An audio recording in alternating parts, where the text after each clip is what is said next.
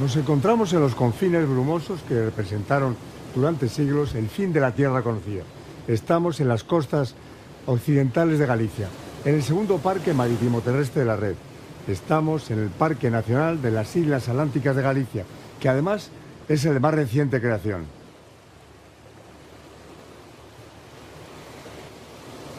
Se trata de un conjunto de varios grupos insulares azotados por los temporales del Atlántico, que albergan nutridas colonias de aves marinas y en cuyos fondos, de extraordinaria productividad, se desarrollan y multiplican los recursos pesqueros que en buena parte son la base de la economía de los habitantes de estas costas.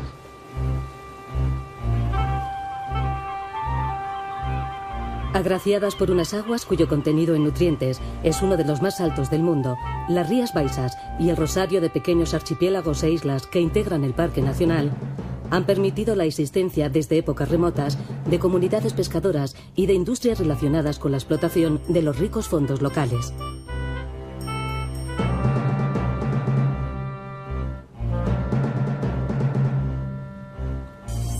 Las aves marinas, como los hombres, no son ajenas a esta exuberancia en recursos y se han instalado por toda la costa, donde se localizan algunas de las más importantes colonias de cormoranes y gaviotas de nuestra geografía.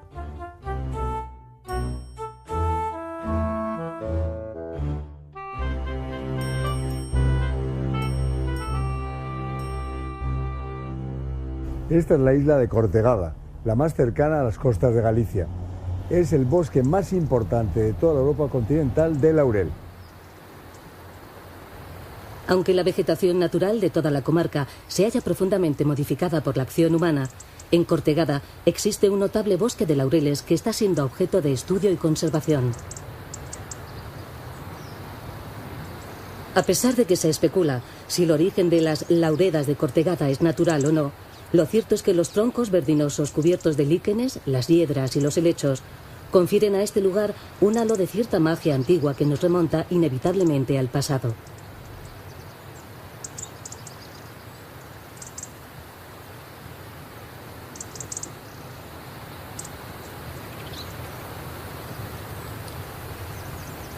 La cercanía de Cortegada a la costa permite el acceso a la isla por tierra durante la marea baja.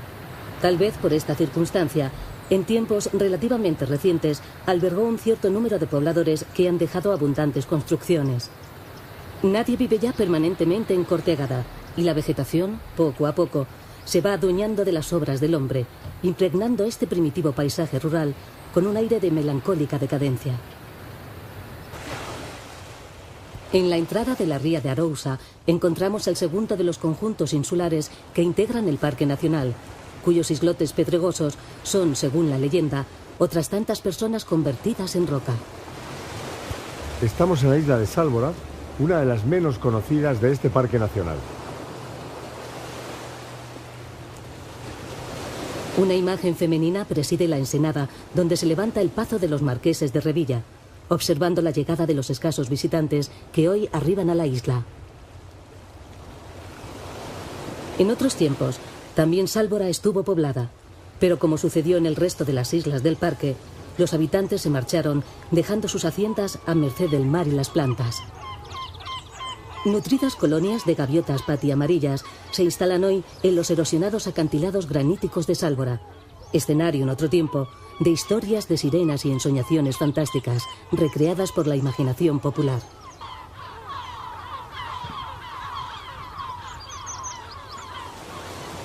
Siguiendo la costa con rumbo sur, nos sorprenden, custodiando la entrada de la ría de Pontevedra, las Oms, primitivos relieves arrasados por la erosión, que formaron parte de una cadena montañosa sumergida tras el hundimiento de toda la región.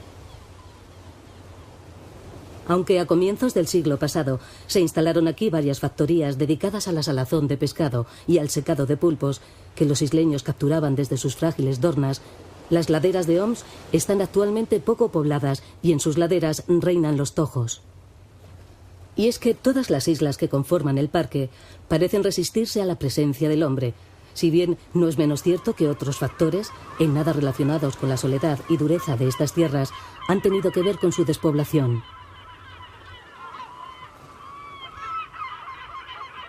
A lo largo de la Edad Media, los invasores vikingos y posteriormente el saqueo de las aldeas por parte de corsarios ingleses acabaron por desanimar a los escasos colonos de las islas, cansados probablemente de bregar contra el mar y los hombres. Orientadas en sentido norte-sur, según un sistema de fracturas paralelas a la costa, las CIES, compuestas por las islas mayores de Monteagudo, do Faro y San Martiño, son el conjunto insular más extenso del parque y se sitúan en la entrada de la ría de Vigo, a la que defienden estoicamente de las galernas atlánticas.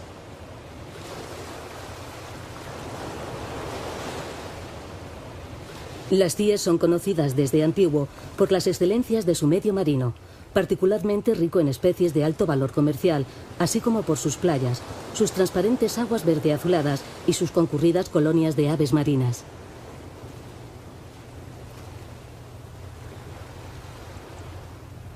A pesar de localizarse a 3 millas escasas de la costa continental, las CIES nunca han estado ocupadas de manera continua.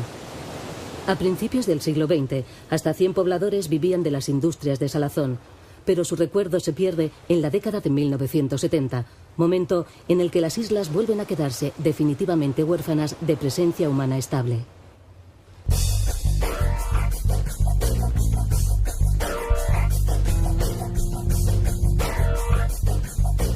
Curiosamente, sin embargo, las CIES nunca han estado más concurridas en toda su historia que ahora, cuando oleadas de nuevos invasores, pacíficos esta vez, llegan desde el continente a bordo de los más sofisticados medios.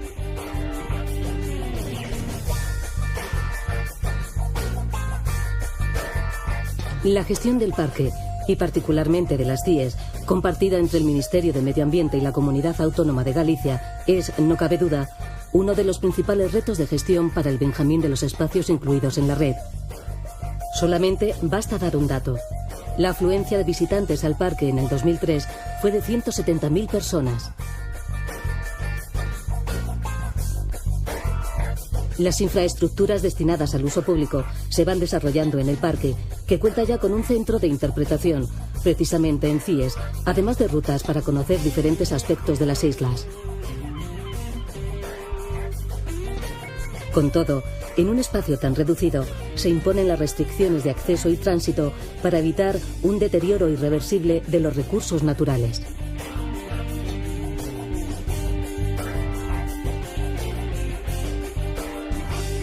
Como director de este parque nacional, ¿qué es lo más importante que aquí pueden ver los visitantes? Bueno, lo más interesante es la parte marina. De hecho, no solamente su superficie, de 1.200 hectáreas, sino la singularidad de su fauna y flora han hecho que este territorio se declare parque nacional. Y los recursos naturales que emplean, veo aquí varios barcos, varias lanchas fondeadas, ¿qué es lo que están buscando? Bueno, aquí son muy ricas sobre todo en lo que llaman aquí recursos específicos. Ahí tenemos barcos que están recolectando la navaja y algunos otros que están dedicándose al pulpo.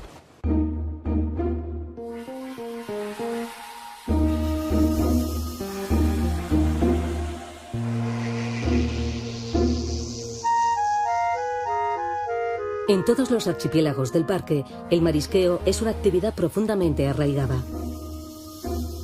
La captura de especies tan cotizadas como estas navajas está sometida a un riguroso control que impone restricciones, tanto en los medios empleados como en las cuotas de captura. El objetivo, en cualquier caso, es tender hacia una explotación sostenible de los recursos marinos del espacio protegido.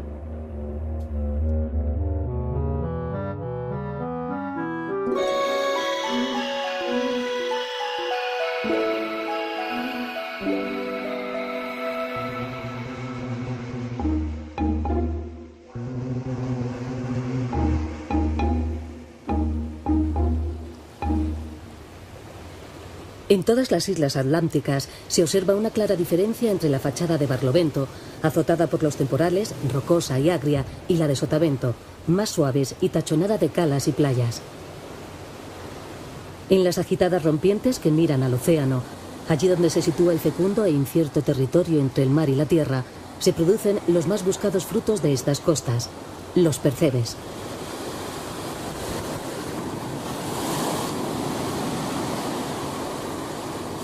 Pocos oficios resultan tan agotadores y peligrosos como el de los percebeiros, realizado habitualmente en condiciones difíciles, entre resbaladizas rocas batidas sin descanso por las olas y el viento. Como sucede con otras actividades extractivas en el Parque Nacional, la saca de percebes se encuentra estrictamente regulada a fin de garantizar el mantenimiento de este importante recurso biológico y económico.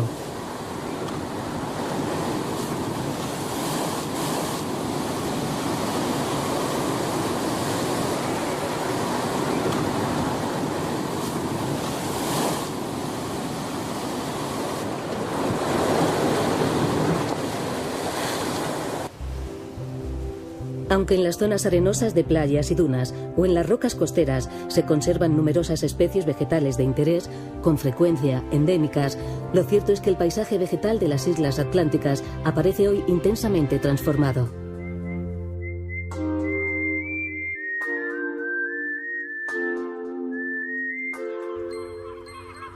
Lo que en tiempos anteriores a la intervención del hombre eran espesas formaciones de robles, se nos presenta en la actualidad ocupado por punzantes tojares, helechales y praderas, además de masas más o menos extensas de especies foráneas, como pinos y eucaliptos. El clima de las islas, con temperaturas suaves a lo largo de todo el año y generosas precipitaciones, es marcadamente atlántico, lo que no impide, sin embargo, que en su flora, compuesta por más de 400 especies, se dé una alta componente mediterránea que viene a enriquecer el valor de estos enclaves.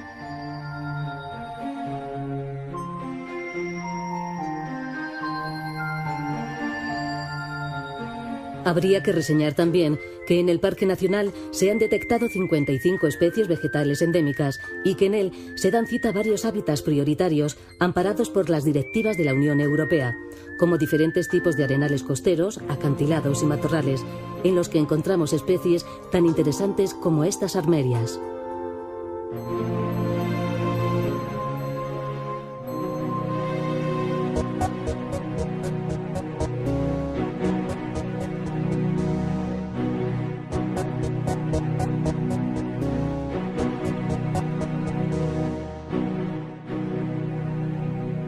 En la fauna de las islas atlánticas también hay presencia de elementos marcadamente mediterráneos.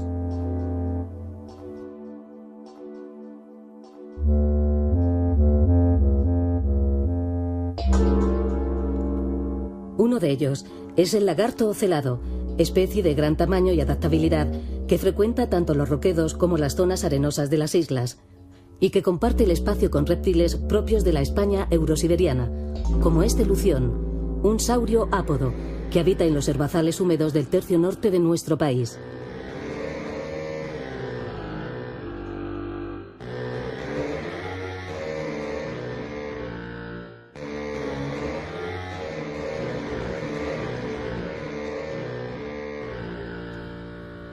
Si bien las aves marinas dominan el panorama ornitológico de las islas, los bosques y matorrales del parque cobijan otras muchas especies.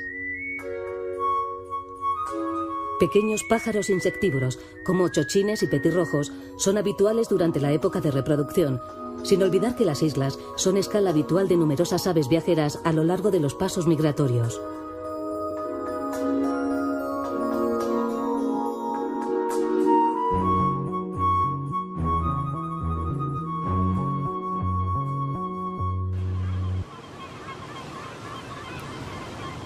Sin embargo, en este entorno de mares fértiles, olas y sal, son las aves marinas, como no podría ser de otra manera, las protagonistas casi absolutas en los horizontes del parque.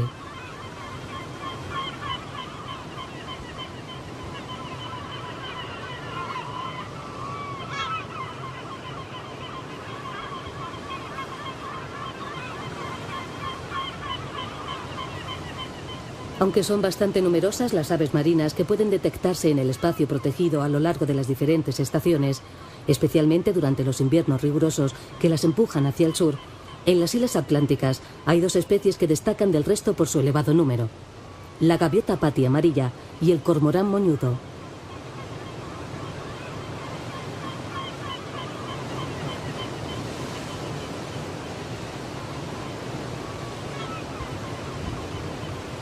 La gaviota patia amarilla aparece por doquier en los cielos del parque. Más de 30.000 parejas de estas aves se reproducen en el conjunto de las islas atlánticas, lo que supone la mayor población de la especie en toda su área de distribución.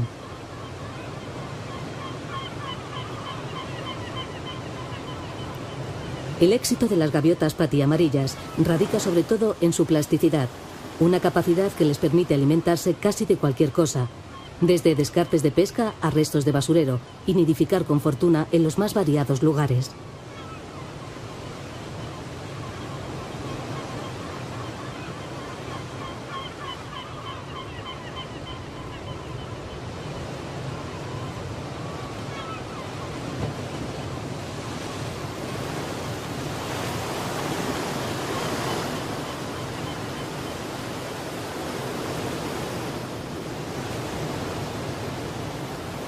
Las turbulentas costas rocosas del Parque Nacional son el hábitat de nidificación predilecto del cormorán moñudo, un consumado pescador mucho más retraído y escaso que la especie anterior.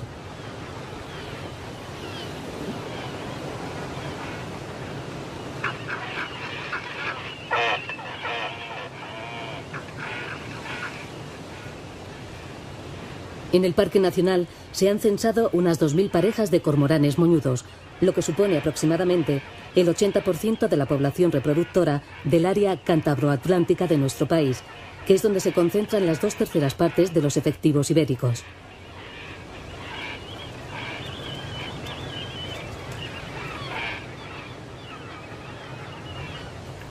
Ante estos datos, es evidente la importancia del segundo parque marítimo terrestre de la red, de cara a la conservación de varias de nuestras especies marinas, algunas de las cuales, como sucede con el cormorán moñudo, resultan particularmente sensibles al impacto de la pesca, la contaminación por hidrocarburos y las molestias en época de nidificación.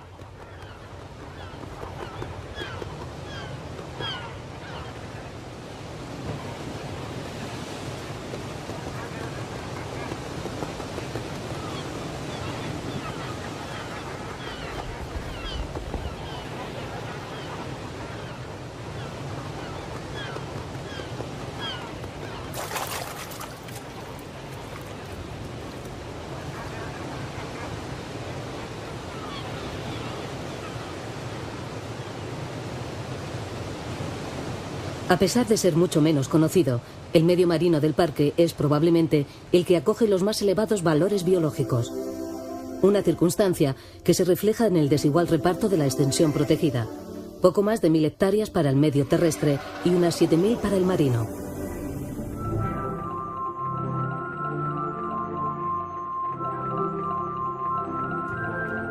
Las aguas del Parque Nacional de las Islas Atlánticas, que ahora surca este grupo de delfines comunes, tienen un doble interés, científico y económico.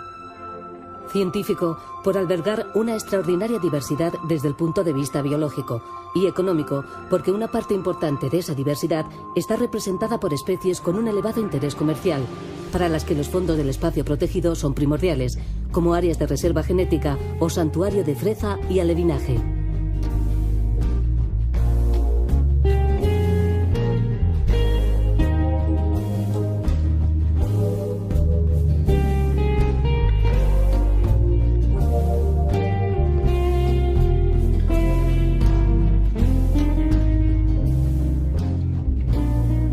Las comunidades marinas de estas islas presentan una estructura compleja que se organiza según el tipo de sustrato existente, arenoso o rocoso, el grado de influencia marina y la exposición a la fuerza del mar.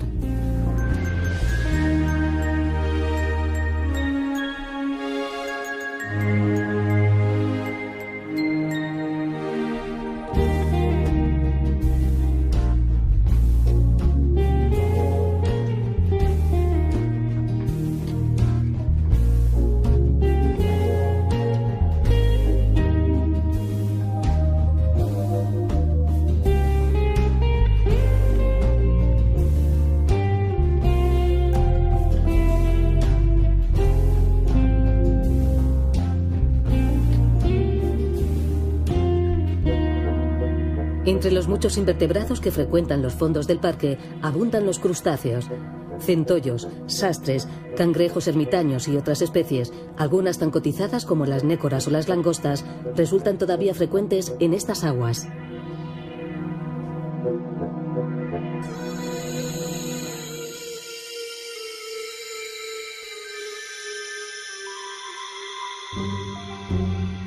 Su captura está sometida a las restricciones impuestas por la Ordenación de los Recursos Pesqueros realizada desde el espacio protegido. Preocupación que constituye una de las líneas de actuación prioritarias dentro de la gestión del parque.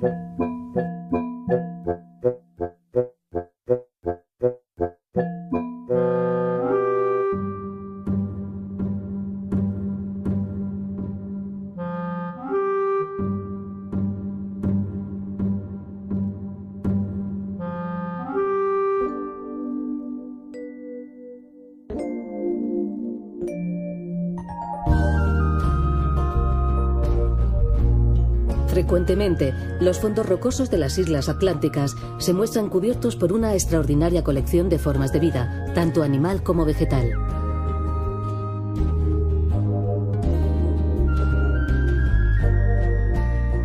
Una riqueza que es consecuencia de la fertilidad de estas aguas y de la eficacia de las medidas de control y regulación de actividades, como la pesca comercial, el marisqueo, el buceo deportivo o la navegación.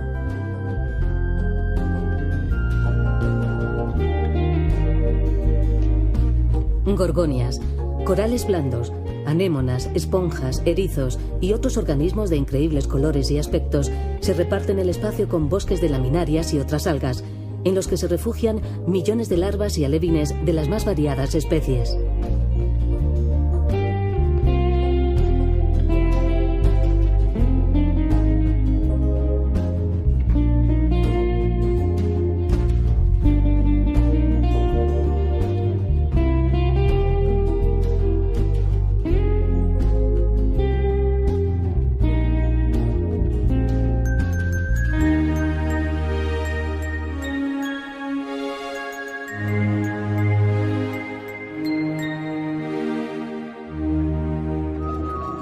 En los fondos arenosos del parque encontramos una comunidad muy distinta a la que ocupa el infralitoral rocoso.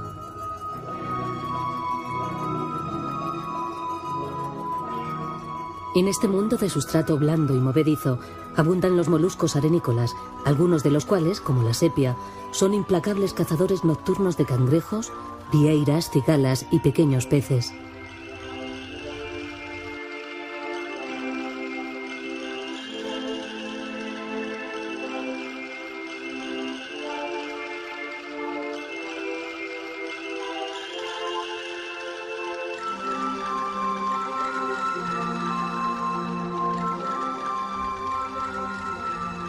Protegidos por el laberinto de cascajos y rocas de la costa, numerosas especies piscícolas han encontrado en los fondos del Parque Nacional un hábitat perfecto, en el que abundan los resquicios para ocultarse y no escasean las presas.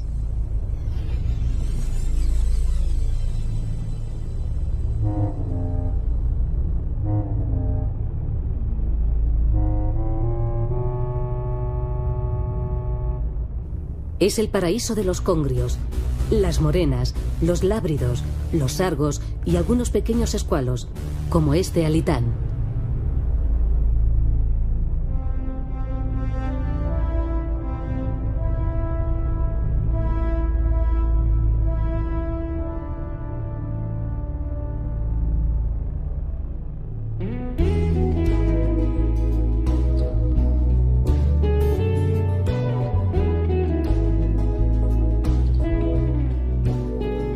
Observando los movimientos hipnóticos de este sifonóforo mecido por la corriente, parece que una eterna quietud impera en los fértiles fondos marinos de las islas atlánticas. Y sin embargo, las fuerzas de la naturaleza también actúan en este mundo de silencio, condicionando las vidas secretas de sus moradores, igual que lo hacen en la superficie.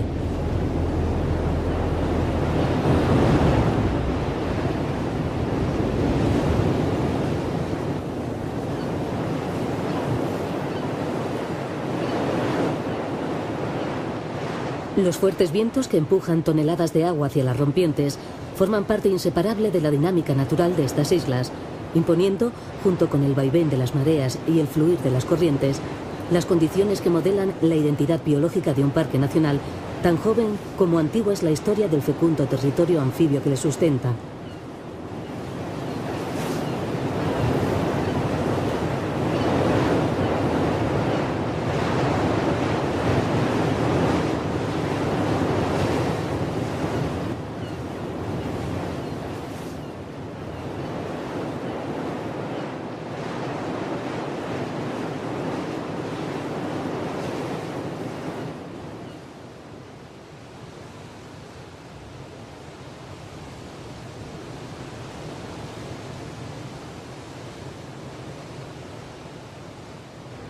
El ecosistema marino de Galicia es uno de los más ricos y productivos del planeta. Sus productos no tienen parangón en calidad y su diversidad dentro y fuera de las aguas merece cualquier esfuerzo de conservación, especialmente cuando la gestión sostenible de los recursos es la garantía de la prosperidad para los habitantes de estas costas extremas y fuente de satisfacción para quienes las visitan. En la memoria de todos están las imágenes de los trágicos acontecimientos ocurridos recientemente en estas costas. La diligente reacción de miles de brazos anónimos y la imparable fuerza regeneradora del mar evitaron que la herida fuese mayor, pero las cicatrices del brutal zarpazo aún persisten. Desde aquí hacemos votos para que, apelando a la responsabilidad colectiva hacia nuestros mares, los sucesos que estuvieron a punto de acabar con la vida en las islas atlánticas no se repitan nunca más.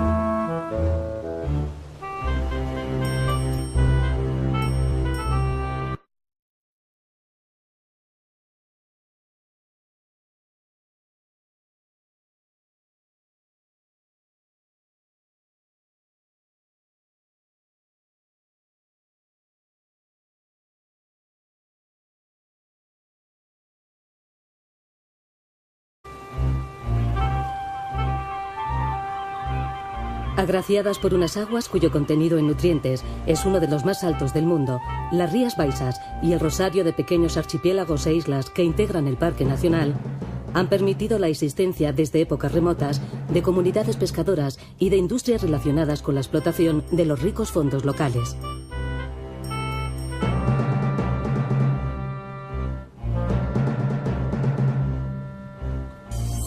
Las aves marinas, como los hombres, no son ajenas a esta exuberancia en recursos y se han instalado por toda la costa, donde se localizan algunas de las más importantes colonias de cormoranes y gaviotas de nuestra geografía.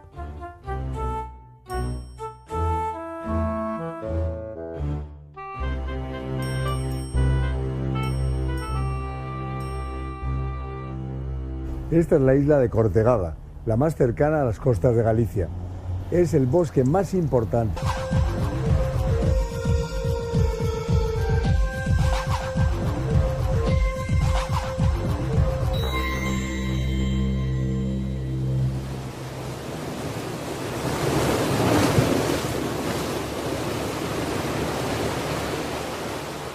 Nos encontramos en los confines brumosos que representaron durante siglos el fin de la tierra conocida.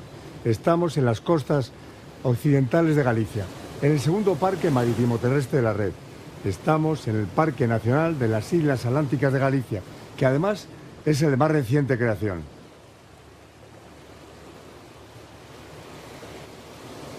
Se trata de un conjunto de varios grupos insulares azotados por los temporales del Atlántico, que albergan nutridas colonias de aves marinas y en cuyos fondos, de extraordinaria productividad, se desarrollan y multiplican los recursos pesqueros que en buena parte son la base de la economía de los habitantes de estas costas.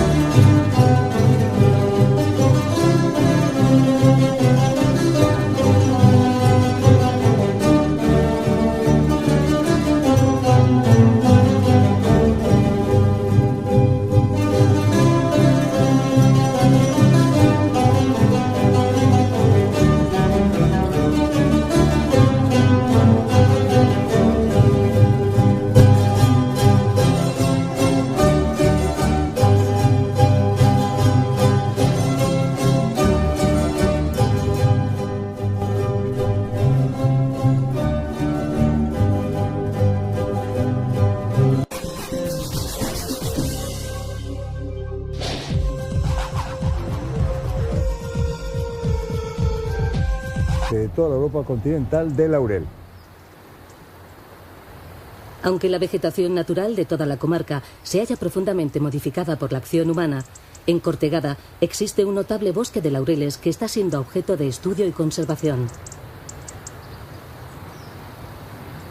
A pesar de que se especula si el origen de las lauredas de Cortegada es natural o no, lo cierto es que los troncos verdinosos cubiertos de líquenes, las hiedras y los helechos confieren a este lugar un halo de cierta magia antigua que nos remonta inevitablemente al pasado.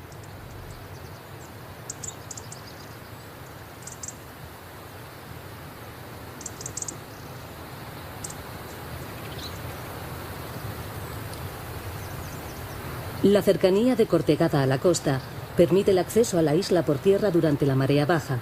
Tal vez por esta circunstancia, en tiempos relativamente recientes, albergó un cierto número de pobladores que han dejado abundantes construcciones.